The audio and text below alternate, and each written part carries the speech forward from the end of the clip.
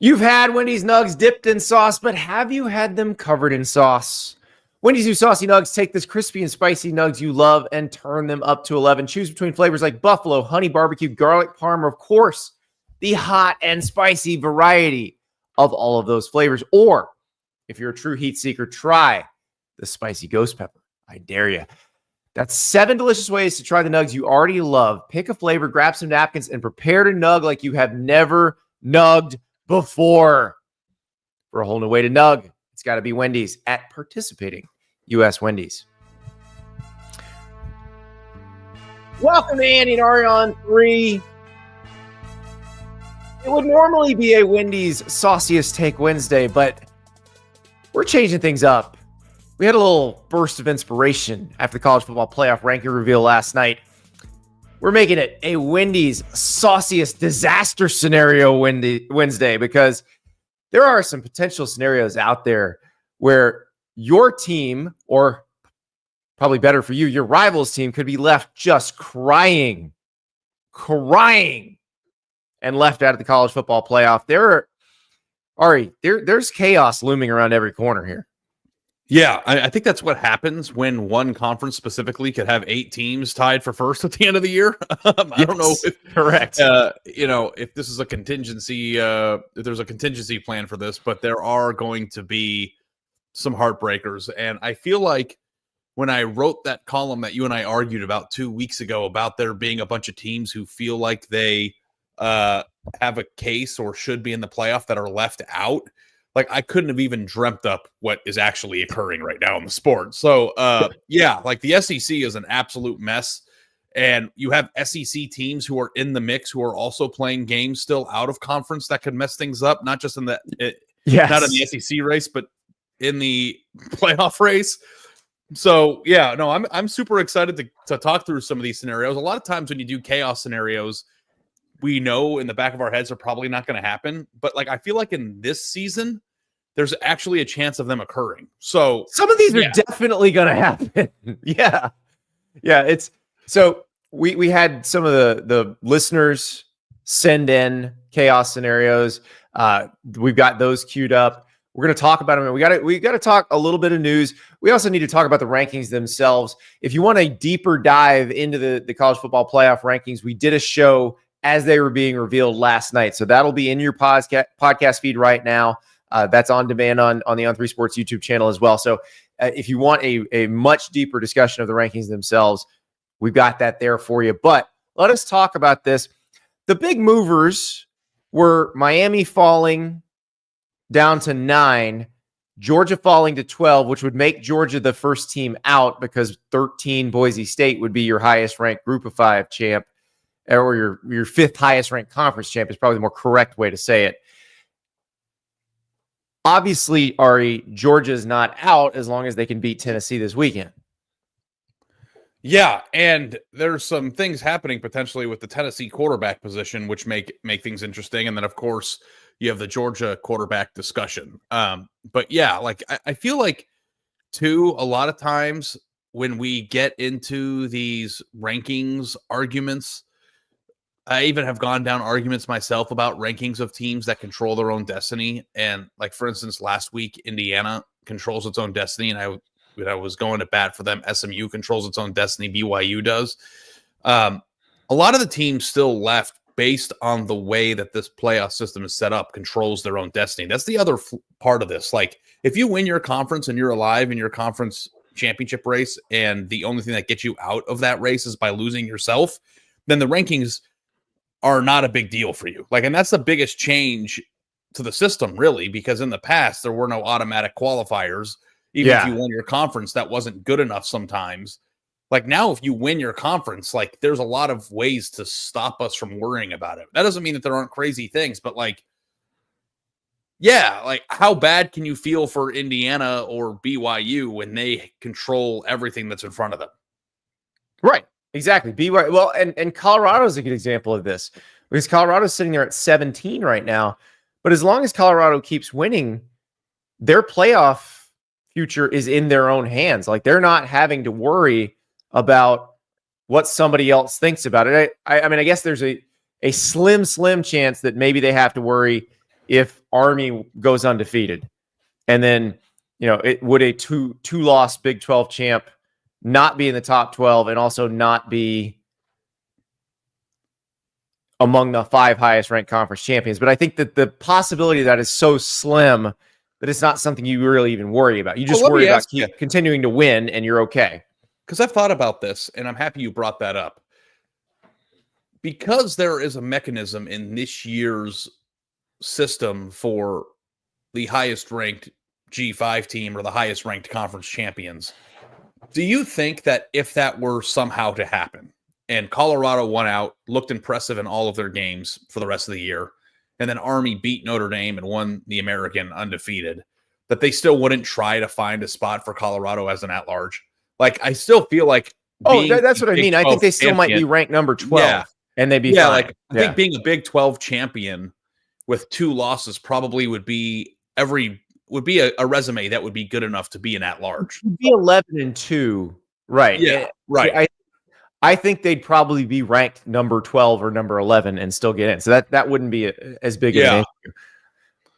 But there are other potential possibilities. Like we'll get into the SEC thing, the potential 8-way tie at the top of the SEC. But it's amazing. It really that one.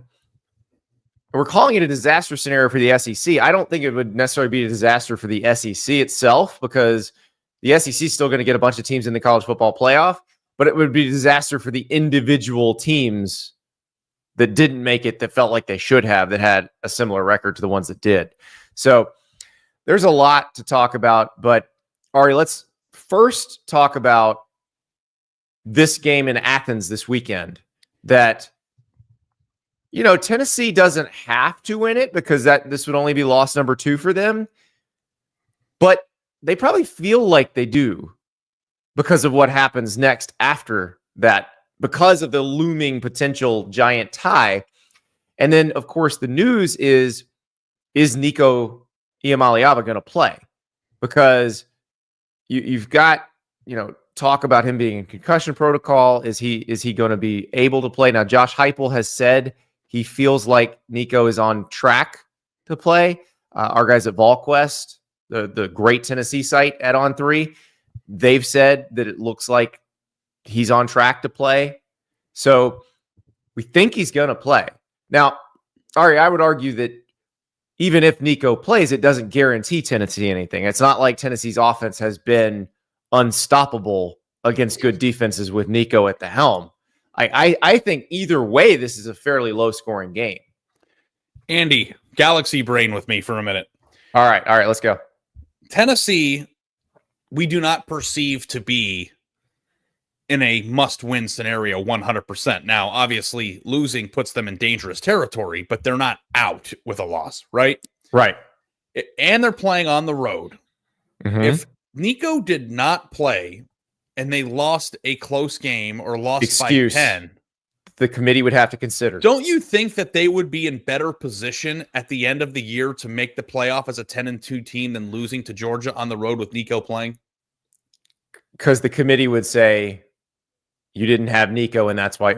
I mean, it's possible. Anytime you can cast out on a loss and create a discussion around that loss, I think it's an advantageous move. And in a scenario where, and I know this is like complete bitch ball. I'm not advocating. I don't think they would do this, because if they win this game, Ari, and then beat Vanderbilt, they're in the SEC championship game. Yeah, and I'm not saying that they tank the game or he doesn't play, but I also don't feel like the sky would be falling if it got to the point where they did not feel like he could. You know what I mean? Yeah. And because if your losses to Georgia on the road without your starting quarterback, and then you finish the season with 2 losses in the SEC and overall 2 losses, you probably still have a pretty compelling case. And we know beyond the shadow of a doubt that we take quarterback injuries into account when making discussions on who gets into the playoff. I mean, ask Florida State all about that. That's what they do. So there was one thing that happened after we hung up last night that bothered me about something else.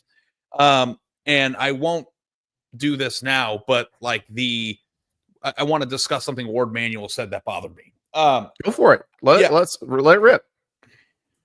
So I saw that he said when asked directly about SMU and Miami, why Miami was ranked higher.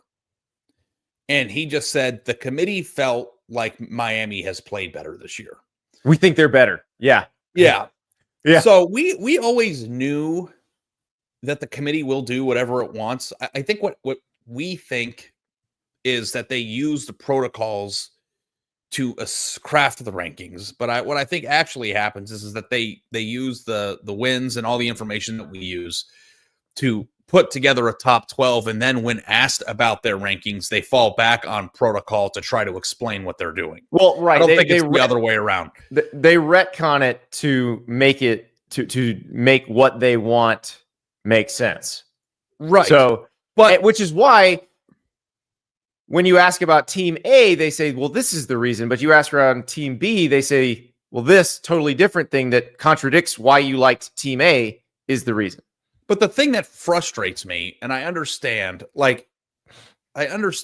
they do it or have to do it, but is when you make a ranking that is not explainable with any of the protocol metrics, then you just say, well, we just felt like that was a better team. Like, you are just, then what's the point of having protocol at all? Like, what's the point of having metrics at all? Because you're going to do what you feel, and I'm not even saying you're wrong in doing that, but these are supposed to be guidelines that help you form these rankings. And if SMU has an advantage in most, if not all of those metrics, based on the conference they play in, the schedule they've played, the wins they've accumulated along the way, and their loss is better, and the only thing that you can say at the end of the road is, well, we just think that's the right choice. Well, you could say that about anything. You could put Georgia Tech number 1 in the polls and say, well, we think that's a choice. Like, that's not an explanation. That's just, we're doing whatever we want. And the committee will do whatever they want.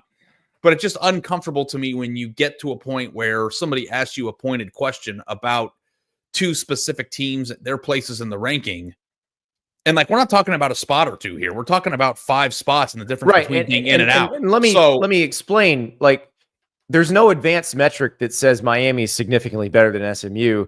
Like, their strength of schedule is very close. Right. They've each got 1 loss. SMU's only loss is to an undefeated team. Like, it's very similar. And the best when wins Ward the same. Manuel was asked about it, there was not a metric that he could have fallen back on the way they did with Penn State and Indiana last week. With Penn State and Indiana, they found the one metric that was better for Penn State. They said the strength of schedule was much better. So it's like, okay, you have to accept that. But when you have nothing and your response is, well, that's just what we felt. Like, so we're ranking on feelings now? Is that what we're doing? That's what we've always done. Yeah. But you're right. I mean, that's what this is, because like SMU and Miami literally have the same best win. It's at Louisville in a game that was back and forth that each of the winners took over at the end of the 4th quarter. Like, that is the same. They played basically the same game, and they have similar strength of schedule. They each have 1 loss. You can argue that the loss that SMU took is quote unquote better than the loss that Miami took. But I actually think we're going to find out Georgia Tech, when Haynes King is playing, is really pretty good. So, and I think BYU is probably going to drop 1 here. So I think those are probably going to be a bit of a wash. So yeah, one shouldn't be 5 ahead of the other. And the thing I resent about the system, and I've always resented this, Andy, is that somehow we've gotten away, like in the BCS era, like if you lost, like that was it. Like losing not really to be.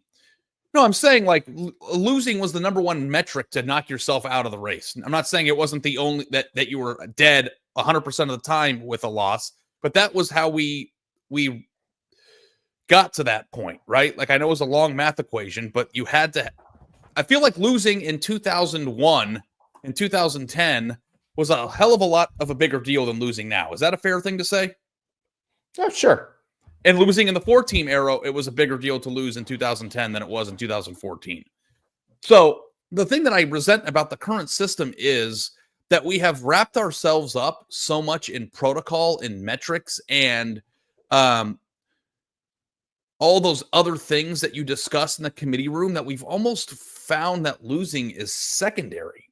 And it's like, the whole point of the game is you win and you lose, and who you lose to should matter, and losing should matter. And we have who you gotten beat, to a point. who you beat should matter too. And that's the other part. It does. But I don't know that it should be so lopsided that if you beat a good team, that your terrible loss does not matter at all.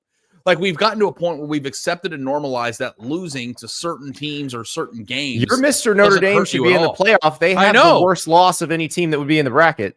I know. I understand that. I'm not Mr. Notre Dame should be in the playoff. I'm Mr. Notre Dame will be in the playoff. There's a very big difference between those two things. And I think that we should get to the point where getting beaten by a bad team or a perceived bad team hurts you more than it does right now. And that's my number one criticism of the entire system, because at the end of the day, we're watching games to figure out winners and losers. And I still wish that losses held more weight in the committee members' minds than at least be proportionate to how much a good win matters. But it's not proportionate. A good win matters more than a bad loss. Treat them. I don't think that's the problem. I think the problem is they treat it different. They treat the same thing differently for different teams. And you're seeing this with Miami and SMU. They're the same. Like, as close to the same as any of these two teams on this grid can be. And yet they're 5 spots apart.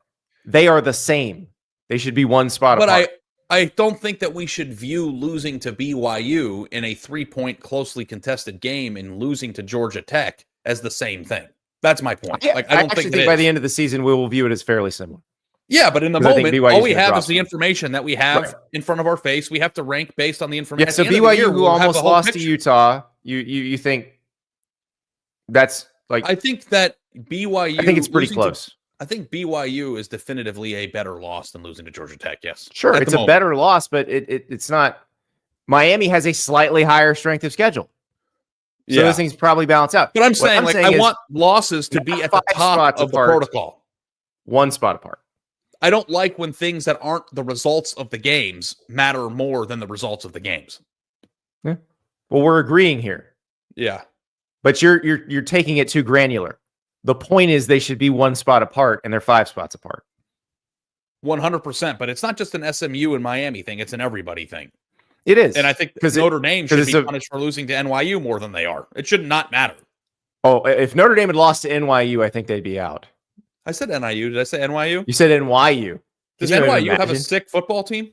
It'd be artsy. Do you know that the guy who is the model for the Heisman Trophy was an NYU player?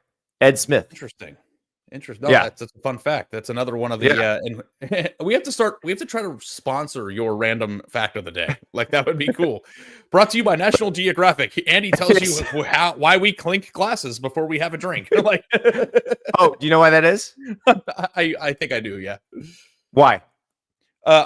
It was from a comedy movie. This is where I learned it. It was a deleted scene from The Breakup where Vince Vaughn was talking about clinking glasses, and I guess in the medieval times or some time period they used to clink glasses so that wine because it might be poison, and then you both get the poison. Yeah, there you go. All right. Yeah, I learned that like yesterday, which is why I even said clinking glasses.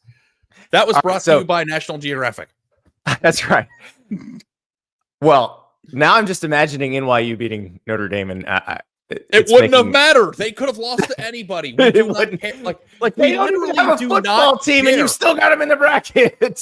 Because let's just can we unpack this Notre Dame thing for 30 more seconds? Sure. Like, if Notre Dame would have lost to somebody else, let me pull up their schedule real quick.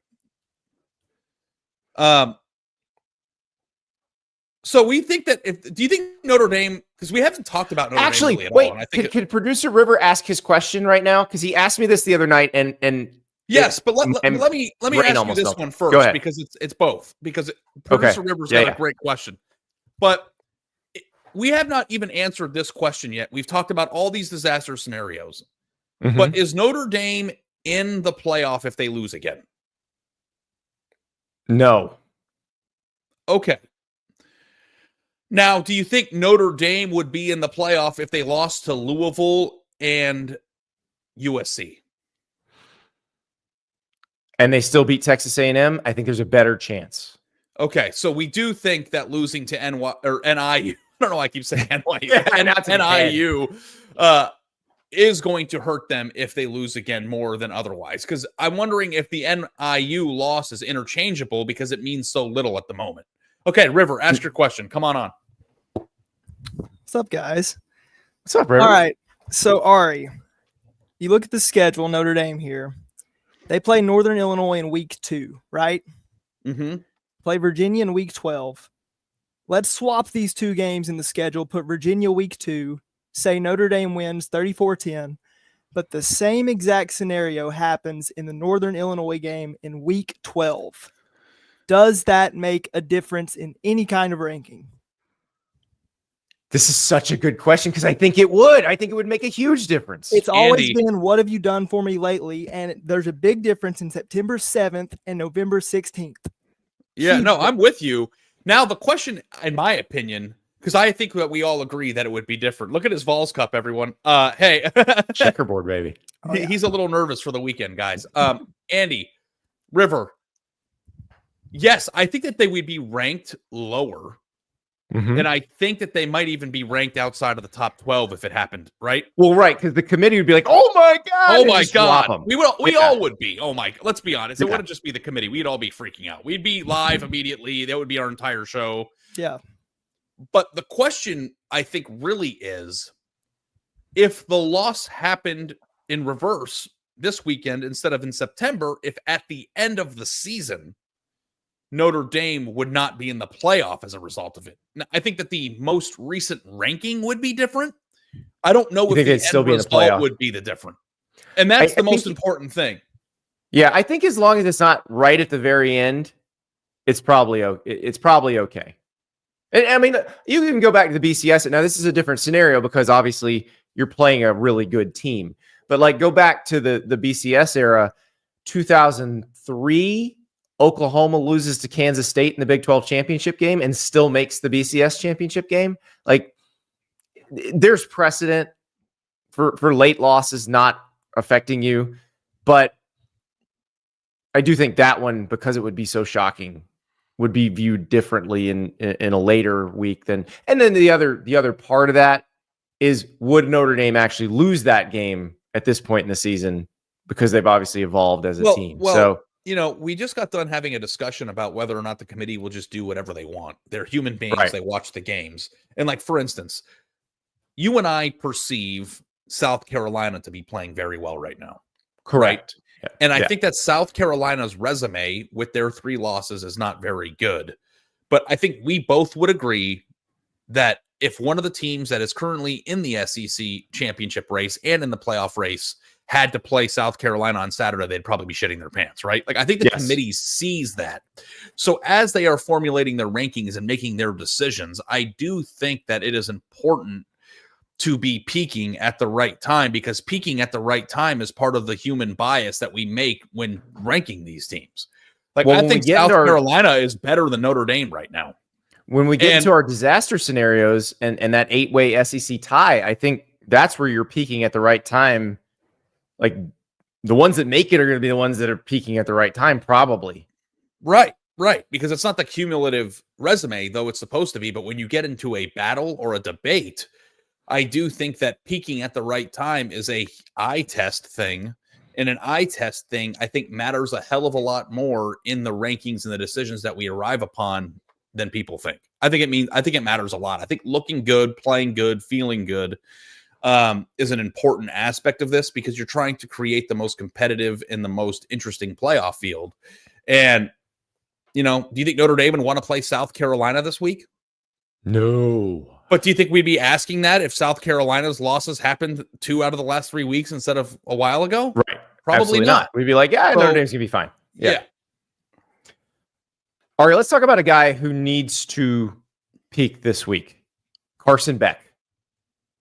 Things have not gone well for Carson of late. He has had interception issues. He has had holding the ball too long issues. And part of it, I think, is not necessarily all him.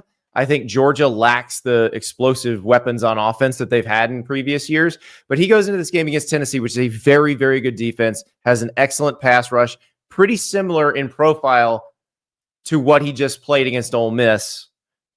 And he's got to have one of his better games. We talked about Nico Iamaleava and his situation earlier, but I'm looking at this independently because remember, when we picked the game on Monday, one thing I said is just take the under because I'm not sure either of these offenses is going to be very good. Carson Beck has got to be better than he has been for Georgia to win this game.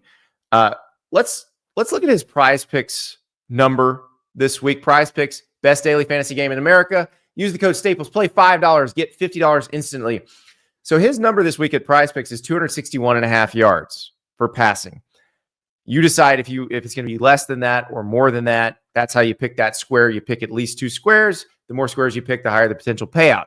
So, Ari, I don't think Carson Beck needs to have more than 261.5 passing yards to win this game. I think if he even gets near this number, Georgia's in pretty good shape because I think this game is going to be a slog.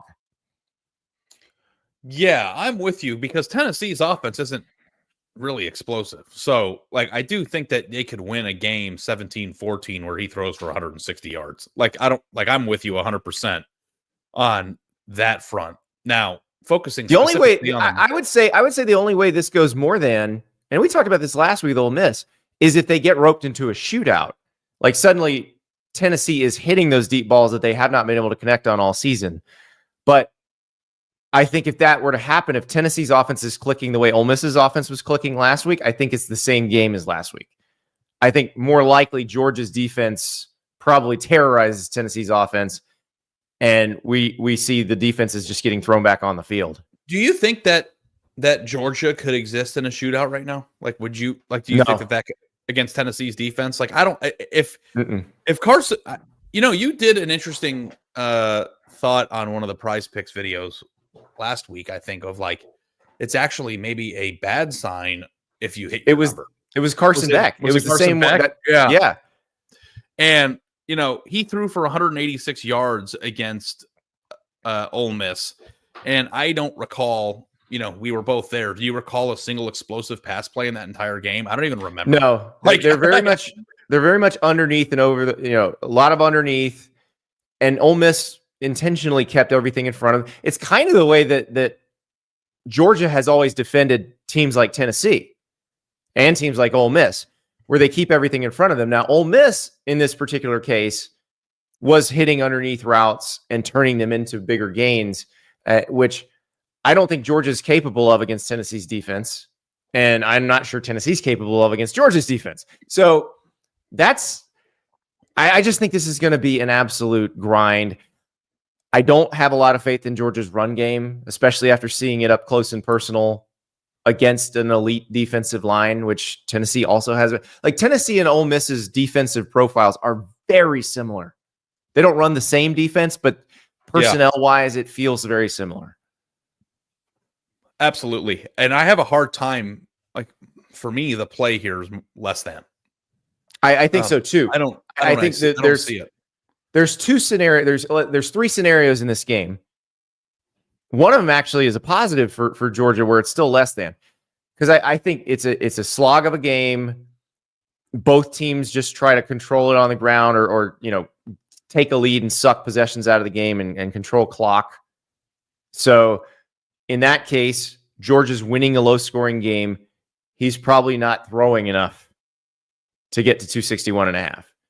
So that's one. Another is they just get dominated. He doesn't play very well. It's less than. The more than is if Tennessee scores some and Georgia's got to play catch up, which is you saw in the Florida game. The Florida game, he threw 3 interceptions. He threw for 300 yards, but a lot of that was having to throw their way back because Florida was still in the game. I mean, that game was tied in the fourth quarter. Yeah. Yeah. Who do you think has a better pass rush? Tennessee or Ole Miss? I think Tennessee does. Isn't that a scary proposition? I cannot believe that people are just assuming that Georgia's going to win this game. There are a lot of those. Because people are going back to 2 years ago and saying, well, you guys all said Tennessee would win 2 years ago and Georgia just demolished them. Well, that was a Georgia team that won the national championship. And last I checked, Brock Bowers is not coming back to run routes. Todd Monken's not coming back to call plays. And Stetson Bennett's not coming back to throw the ball. Yeah. And Tennessee's defense is better than it was in 2022. Yeah. I think that it helps that it's at home. It does. It does. And here's another interesting stat. This is Arthur emailed me this one and pointed this out, and I thought it was really interesting. Georgia currently has played more top 25 opponents on the road than it has played home games. So their schedule's been obscenely hard. It may be that, yes, being at home makes a huge difference. Yeah, and also, too, playing Ole Miss, Alabama, and Texas in a pretty spunky Auburn team at times in a 6-week period just caught up with them. Like, that's the thing about college football, too. It's like you jump to all these conclusions, and sometimes what you get from a week-to-week situation is just not the same thing. And you'll see Georgia come out and just be monsters on Saturday, and you'll be like, holy crap, where the hell was this last week? But I'm losing faith in that. Their offense doesn't have to be the monster. Like against Texas, it wasn't. The defense was, and that's good enough. So if the Georgia defense does what it did against Texas, and this goes back to the Carson Beck less than thing, if the Georgia defense does what it did against Texas, Georgia can win the game comfortably without the offense being particularly great. Yep. But I think we're both in agreement here on what to do on PrizePicks. Yes, I feel like less than is the play here just because of the quality of Tennessee's defense and the way the game probably has to go for Georgia to win it. So in terms of if I'm strategizing, if I come up with a game plan, I'm not planning to come out and throw the ball over the yard. Now, look, if Georgia starts hitting deep balls, then by all means, we're wrong, but we haven't seen it all season. So I don't expect to see it against one of the better defenses that they've played. Yeah. All right, Ari, let us get into these disaster scenarios because we have gotten a bunch from a bunch of different fans. The Wendy's saucy disaster scenarios. You can decide which is the spicy ghost pepper of these disaster scenarios. And let me ask you this, and we'll rope in one of our other sponsors on this one, Ari. What makes people happier? Is it their team doing well or their rival having its guts ripped out? I think their team doing well probably always trumps the rival. But is the rival getting the guts ripped out? Is that the best consolation prize? Oh, without question. And that's it's the only sport that people care to that level. Right. Because like in basketball, you just want your team to win. Duke and North Carolina, the Duke fans aren't. If North Carolina then loses in that, like when North Carolina knocked Duke out of the Final Four, and that was Coach K's last game, the Duke fans weren't consoled by North Carolina losing the national championship game. But that's what I'm so. We're going to talk about Wunderfan, and I whenever we talk about Wunderfan, I just think about fandom and kind of the psychological aspects of fandom.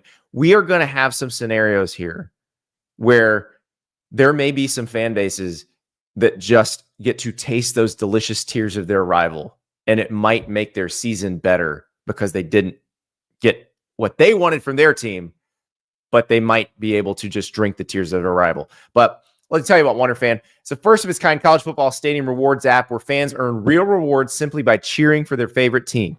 All you need to do is head to the App Store, download the app, check in once you're at the game of the tailgate, and let your earnings grow. It's that easy.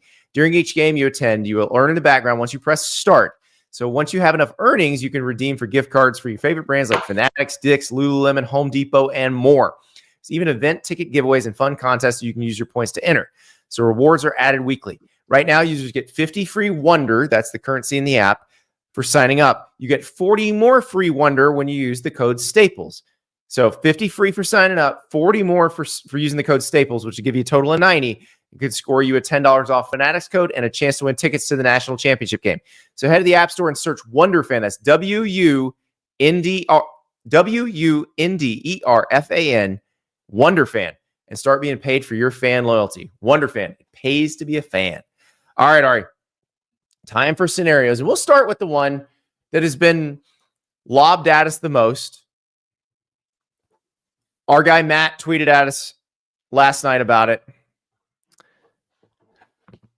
The biggest disaster scenario for the SEC is obviously if Georgia, Alabama, Texas, Texas A&M, Tennessee, LSU, Missouri, and Ole Miss all finish the league with a 6-2 record. Absolute disaster. Hilarious, but disaster. That's hilarious. So let us go to Jake on Reddit, the CFB subreddit. And Jake's been charting this. So Texas beat Florida last week. Tennessee beat Mississippi State. Ole Miss beat Georgia. Alabama beat LSU. And Missouri beat Oklahoma in the weirdest possible outcome if you watch that game. Here's what has to happen this week to keep the 8-team 6-2 tie alive. You ready, Ari? Yep. Texas must beat Arkansas. There's an ESPN win probability on that is 85.9%. Georgia must beat Tennessee. LSU must beat Florida. Now, as we keep going through these games, the probability of this happening goes down. Missouri, which is a 13.5-point underdog, must beat South Carolina on the road. That one, there's a 30.2% chance of happening according to ESPN. And so with those probabilities, there's a 9.2% chance. So about a 1 in 10 chance that the 6-2 8-way tie dream may be alive by the end of the weekend. Oh my God. If it happened, it would be incredible. Yeah. I mean, this is the result of not having a super team in the league this year. This is what happens. And, there are two ways to look at this. One is that everybody in the SEC is average, and you're not really getting a sense of it because they're playing each other and strictly each other, or that everybody in the SEC that's in this picture right now has a really, really good football team, and they're beating up on each other. And there's no way to quantify that outside of what we're going to get eventually when these teams face up with other teams from other conferences in the playoff. But there's no clearly superior team. Like, if I ask you right now, who's the best team in the SEC? Do you have a definitive answer? Like last year, somebody would just be like Georgia, Alabama. Okay. Yeah. Great. You really went on a limb there. Like, what limb do we go out on this? Yeah. If I said Texas right now, you would throw Texas's schedule at me and say, oh, who's their best win? And I'd be like, I guess Vanderbilt. If I said Georgia, you'd be like, well, they've lost 2 already, and you saw them get dominated by Ole Miss. If I said, Alabama, I'd be like, they lost to Vanderbilt, for God's sake. Like, yeah. And the most amusing everybody's got warts is that there are teams in the conference that are 6-3 that I think could beat all the teams that are in that race. South Carolina. What another interesting fact about this one, for the 8-team tie to happen, you'd need Kentucky to beat Texas. Like, can you even imagine if Kentucky beat Texas next week? What would happen? Sorry, I missed that.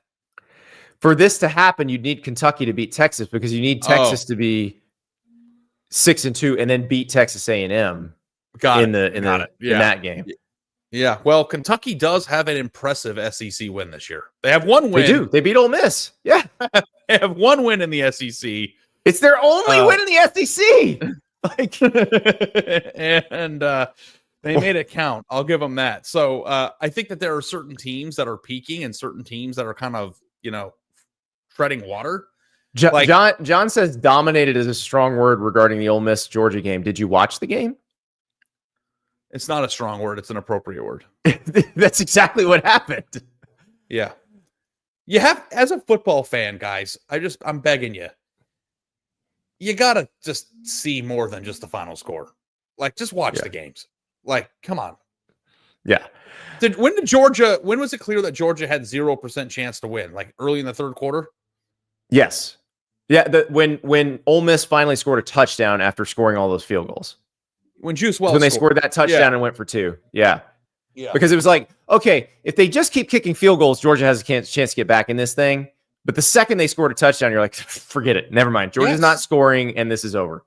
And yes, Georgia did dominate Texas in a very similar way, where the score wasn't a crazy look twice blowout, but Texas, in my opinion, Texas had no chance in that game. They had no chance to win the game. Even when they got the biggest break in terms of calls and trash throwing that you could get, they still did not win. So, and I'm not saying that we're not saying Georgia stinks. We're just don't nitpick the word. They're appropriate words we're using. Yeah, John, I saw the entire game. It wasn't over until the fourth. We came back from 28 down, so whatever. You came back from 28 down against Alabama. Alabama's defense is not as good as Ole Miss's defense. Like, you got dominated. Live with it. Just beat Tennessee and you don't have to worry about it. Yeah. All right, let's go to Ryan's disaster scenario. And Ryan actually sent this to us last night during the show as we were signing off, and I felt awful about it. So we didn't get a chance to show it on the show last night, but we're showing it now. I hope he's here. Hopefully. I know he may be at work right now, so hopefully, he sees it on demand, if nothing else.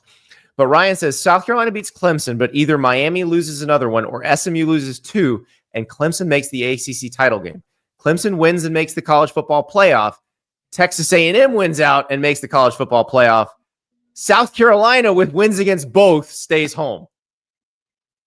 Like, how much would that suck if you're the Gamecocks to watch all of that unfold?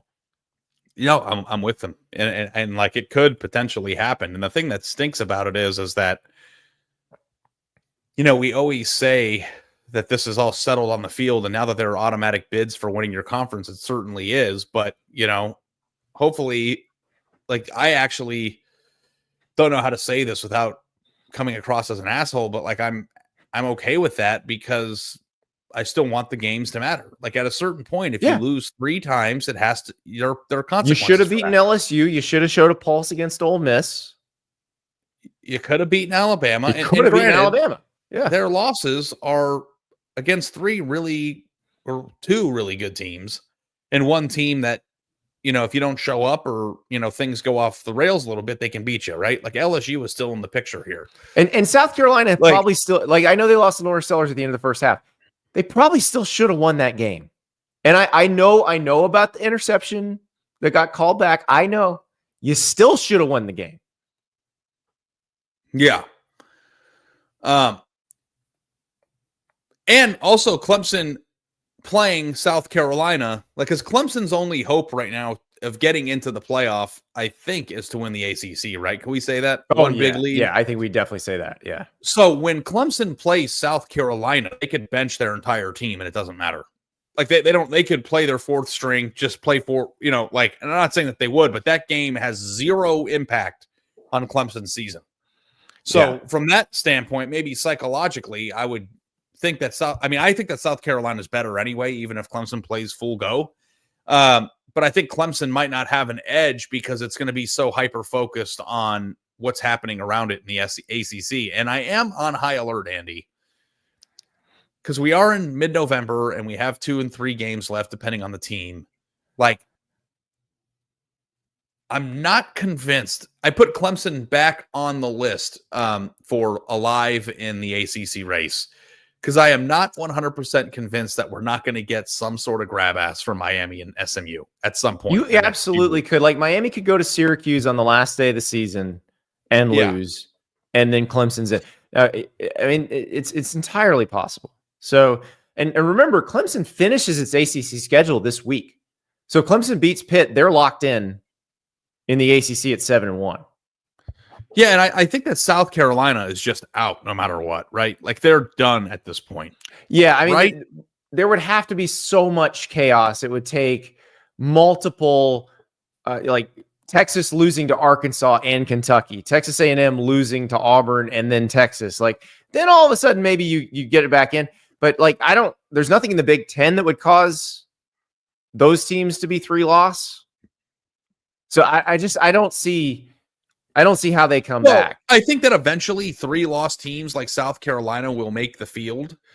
Right. It doesn't happen in a year when we're making jokes about 8 teams finishing tied for second place in the SEC. You mean as an at-large? Yeah. Right. Yeah. I think there will be years in this system where a 3-loss team can conceivably make the field. There have been, I think I saw Heather Dinich said that 10 times in the 7-year 4-team field era, 10 years. 9 and 3 teams. What did I say? I'm sorry. I think I'm having a stroke. What did I say? I got you. 7 times in the 10 years 7 of the 4-team times in era. the 10 years of the 4-team era, teams with 3 losses finished in the top 12 of the final poll. So, like, there's going to be openings for that. I just think that South Carolina picked the wrong year. Exactly. I think this record I think you're resume. right. Yeah. I think you're right. All right, let me throw another. This is one of my own concoctions of a disaster scenario, Ari. This is an Ohio State one, and it's a relatively simple one, but it is the one that would cause probably the most anguish that I can possibly imagine of any of these. Ohio State loses to Indiana. Producer, we don't need the South Carolina Clemson graphic up there on the screen anymore. Ohio State loses to Indiana. Ohio State loses to Michigan. Ohio State misses the CFP. Would Ryan Day be fired if that happened? I think he would just take another job somewhere. I think that he would meet with Ross Bjork and be like, "Don't worry, I'm not going to make you fire me. I'll go somewhere else." Yeah, like I'm not a big fire Ryan Day person because I think he does a good job in most aspects of his coaching situation. But I think if that were to happen, that would be it. Yeah, that would be it. I think it's highly far-fetched because I don't think Michigan can beat them.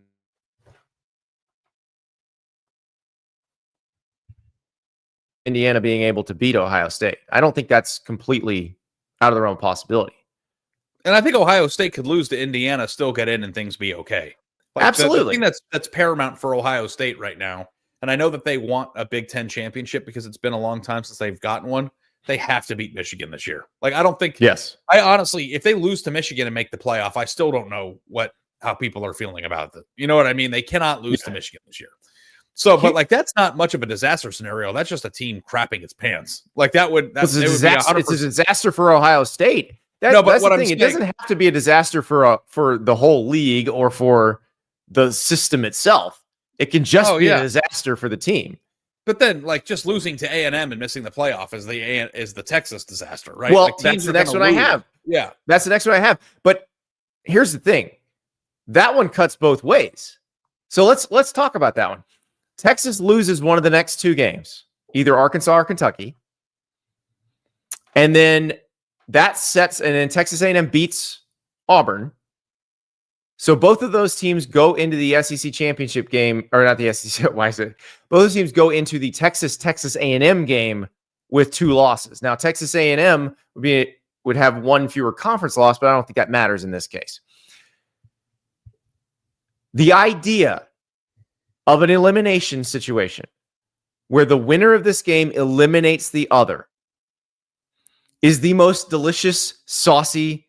Like this is the spicy garlic parm. This is savory and spicy all at the same time. I cannot wait. Like, that's what I want that game to be. Texas and Texas A&M have not played since 2011. All they've done is snipe at one another. They were both babies about it when they were in different conferences and wouldn't play each other. If they get into a game where the loser is definitely out of the playoff and the winner is definitely in, it will be the greatest thing ever. Yeah. Well, let me unpack that. So if you're saying Texas loses one more time and then they play, because there's a scenario where Texas loses that game and gets in, they keep winning.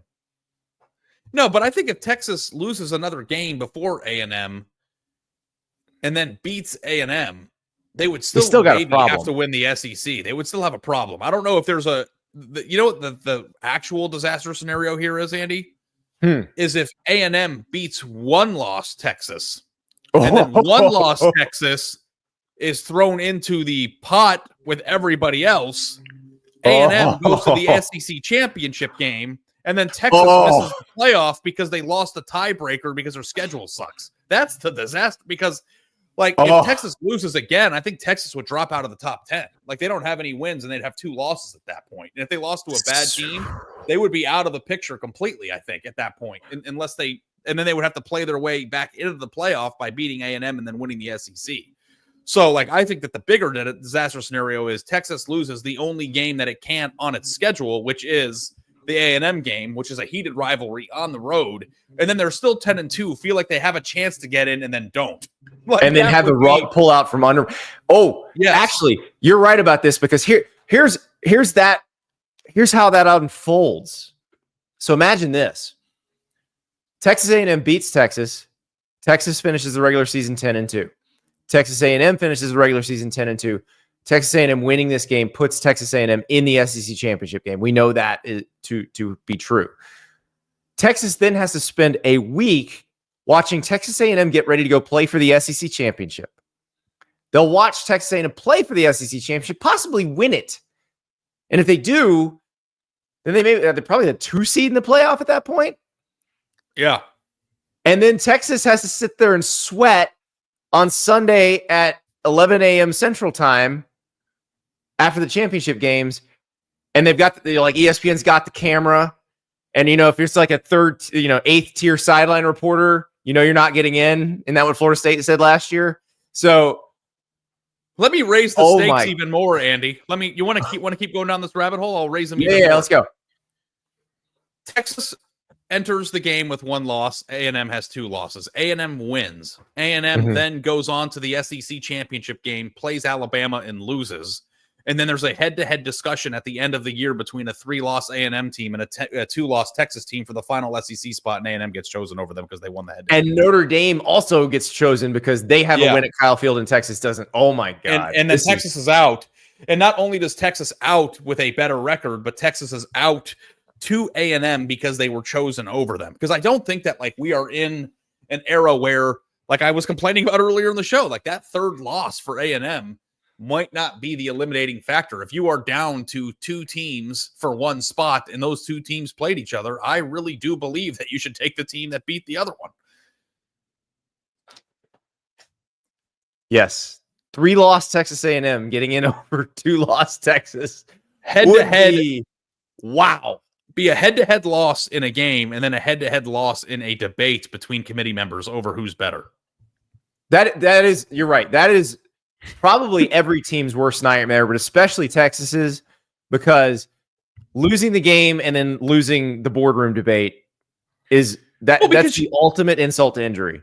You have to also peel back the psychology of the rivalry. Like, Texas fans feel like they are better than A&M fans. So, like, losing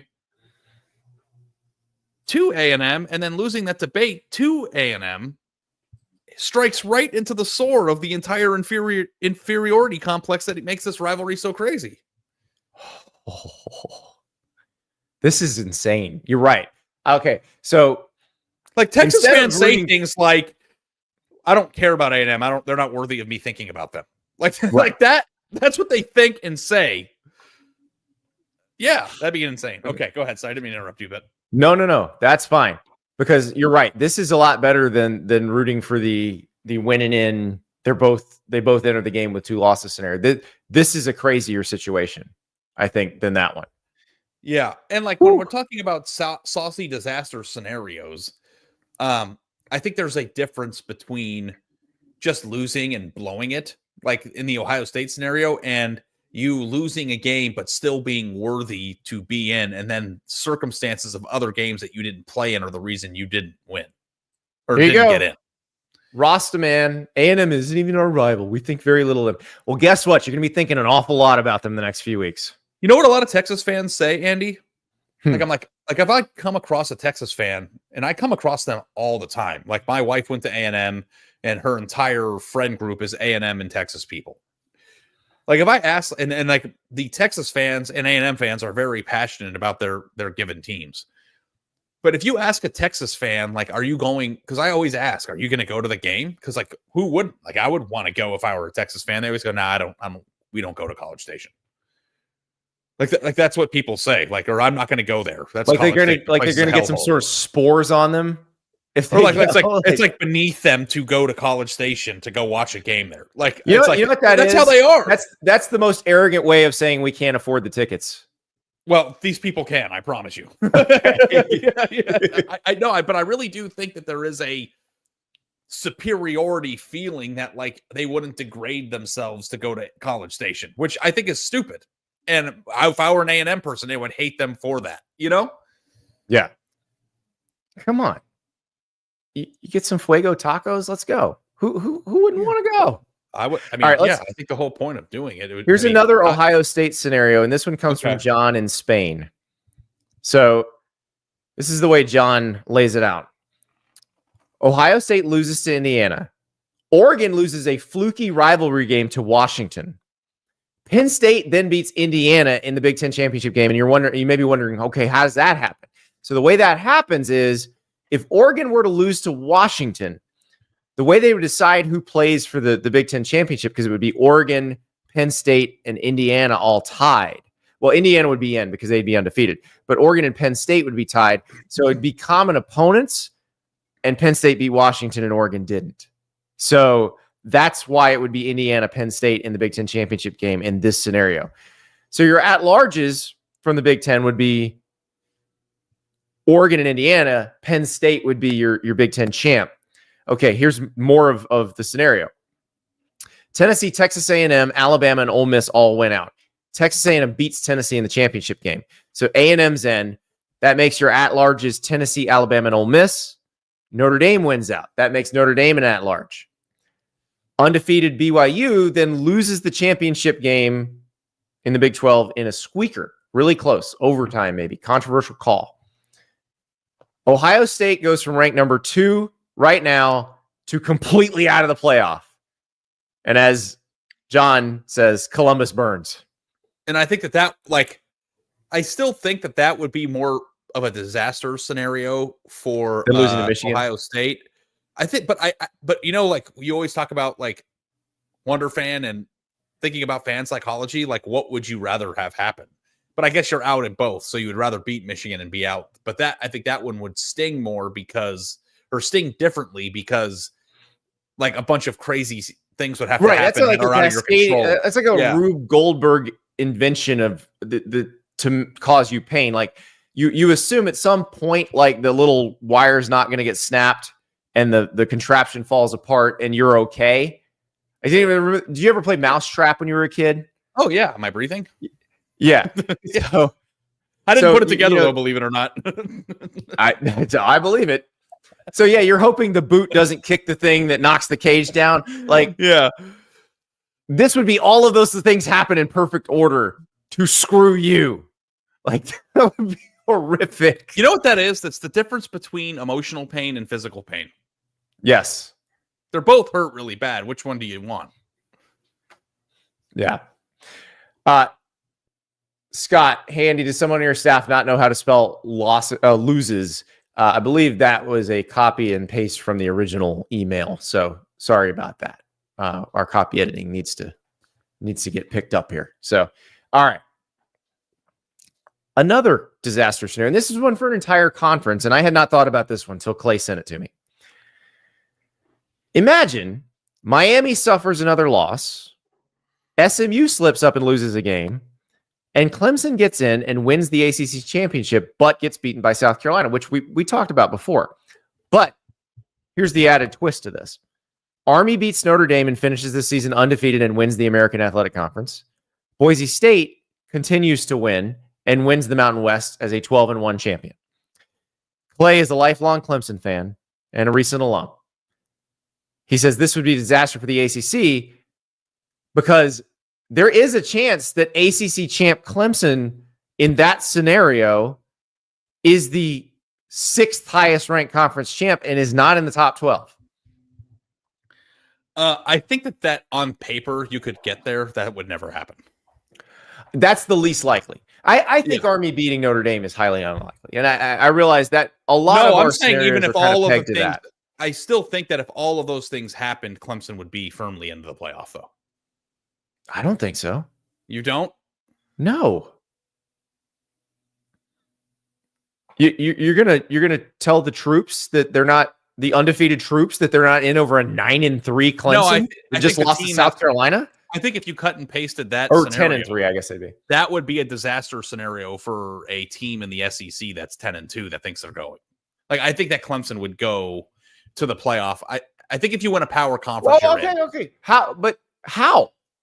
Who gets left out for them? I don't know. Not Georgia. I think like Beat the crap out of them. So let's just keep going down the rabbit hole. God, this is fun. If you had that scenario, Army's in. Yep. Boise UNLV State's is in. Boise State. Sorry, Boise State beat UNLV and is in. And then Texas is 10-2 at the end of the year. with no Right. quality wins. Who has a more impressive resume, Texas or Right. Clemson in that scenario? Well, remember, Georgia's not even making it in this scenario. Oh no, I'm sorry. I'm mixing up my scenarios. So there's a lot of scenarios. Yeah.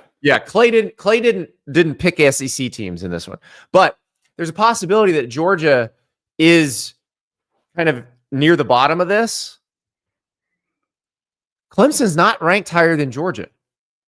Yeah, I guess if they were head to head with Georgia, yeah, I think that they would get in over the 4th team. But they're already too far down.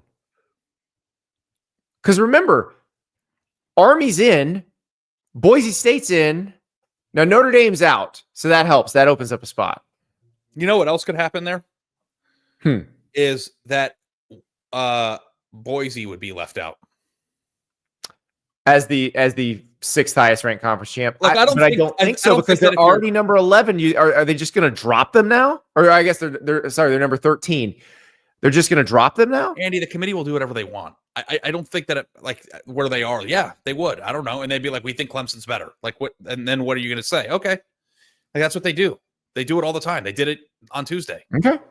All right. But I think that like if you had a undefeated Army, a 1-loss Mountain West champion, and a 3-loss ACC champion, I don't know if I'm not saying it's impossible. I'm just saying I'm not convinced that the ACC would come in 3rd place there. We'll see. But they have no quality wins in that scenario, right? Unless they beat Miami at the end of the year or something. Right. I don't know who they would be. Or they would be beating SMU. Oh, they would not be beating Miami. Which isn't a big win in the committee's eyes right now. Which would have a 2nd loss, by the way. That was part of the scenario that was laid out. That is a nightmare. So. I mean, I'll just either way, that's a nightmare. Like, what's the spiciest one of these? I think it's yours. I think it's your Texas one that you came up with where they lose it on the field and in the boardroom. Yeah. I think losing to A&M twice would be really tough in a 2-week period. Oh, well, and the losing to A&M not on the field. Like that's what would really be the kick in the knackers, to use your term. Knackers, yeah. The thing that would stink is that you would have a collection of people having to decide who is a more likely or better program at the moment to go win a championship, and then choosing A&M, who, by the way, in that scenario also would have an additional loss. Yeah. Right. They would have 3 losses. They're the same number of wins, but A&M would have another loss in the SEC championship game in that scenario. But also, if A&M wins, and then there as a head-to-head discussion, and then they choose Texas, could you imagine that? Could you imagine if Texas went to the playoff because they have 1 fewer loss? So it works both ways. It's incredible. Just that debate happening. Could you imagine A&M fans if they beat Texas on the field and then did not get to go to the playoff while Texas and won? Texas did? Imagine the inferiority complex. God. Wow, it's even deeper than I imagined. I actually think that one is worse than Texas losing twice to A&M. I think A&M beating them on the field and losing to them in the boardroom would be the worst possible scenario for anybody in the entire sport. Rocky Top Tom has a pretty good one. The most Tennessee move ever. Beat Georgia in Athens and then lose to Vanderbilt. Yeah. Oh, but again, here's another one we talked about. Here's another one we talked about involving Tennessee and Georgia. Georgia beats Tennessee on Saturday, gets knocked out of the playoff by losing to Georgia Tech. Like, that would be misery. Yeah. Oh my God. The A&M losing in the boardroom after winning on the field. It does not. That's Ghost Pepper. Spent 20 minutes on it earlier. Matt, this needs to be an annual segment. The only time of year it would work too, because there's 3 weeks left. And you kind of see the end of the regular. Matt, I think we can do one of these next week too. Yeah, let's do it again when we get more information, because it's going to be crazy. Yeah. Whew. All right. I already feel bad for A&M fans, and this isn't going to happen. Yeah. Right. I feel bad for whichever one it is, A&M or Texas, because one way or the other in that scenario, one of them is just getting absolutely eviscerated by something that's not even happening on the field. But the essence of this scenario here, Andy, is that if Texas were to lose to A&M twice in the boardroom and on the field, at least they would be to blame for losing on the field. The thing that makes disaster scenarios really burn like fire red deep, is if you take care of business on the field, and that does not matter. Exactly. Florida State last year. Exactly. All right, let's look, one more. This one's spot on. Justinian tweeted this at us. Ohio State and Oregon end up on opposite sides of the bracket and are ready to meet in the national championship game. Does that game get automatically moved to a noon Eastern time slot on Monday, January 20th? Oh, producer River, do we have the Gus Johnson call from the Ohio State Purdue game? This is we talked about the noon kickoffs, big noon. We talked about what Joel Klatt said. The complaints from the Ohio State fans. They're gonna end the season with 6 consecutive noon kickoffs. Their only night game this season is going to be Western Michigan. Producer River, let us hear Gus Johnson calling a touchdown in the Ohio State Purdue game. First down to the 25 for Purdue, and a fumble on the play. Ohio State is there. They pick it up and run it in for a touchdown. Jack Sawyer. Tough day for the Boilers. Tough season for the Boilers. Ari, that's a cry for help. Yeah, I don't want to hear any more than you want to be watching this right now. Yeah, but I think that like my perception or the way I took that, Andy, was God, Purdue, I'm so sorry. Like that's like I feel like I think that's what that was. Like it's just not going well for Purdue. But yeah, you're talking about Gus Johnson, who is Mr. High Energy. Like Gus going low energy is a cry for help. I'm pretty sure that's him holding the newspaper, today's newspaper, proof of life right there. Oh my God. Oh, Steven San Antonio. Ari, any updates on the mic issue? Yeah, I got the cord. Yep. So we're good. I'm going to work on the stand, but I need to figure out the right stand and how to put it together and stuff. But we're working on it. You don't even have to put that. They come simple. You see how yours has screws on the side? Here's my mic. Where do I understand. Where do I? It's the same mic, Ari. It's not the same mic. You have this mic? I do. Same brand. I have the XLR plug version of it, but my mic is not. Well, we'll talk about it. I will help. I promise. Guys, big day tomorrow. Big day tomorrow. It's a Dear Andy and Ari show. We need your questions. And as you see, you were amazing coming up with these scenarios. So let's get some good questions here. You know where to find us, at Andy_Staples on social media, at Ari Wasserman on social media. Long questions can go to AndyStaplesOn3@gmail.com. You guys last week's questions were probably the best batch we've ever had. I have a feeling that you will be improving upon that this week. So you know where to find us. Get those questions in. We will talk to you tomorrow and hopefully answer your questions.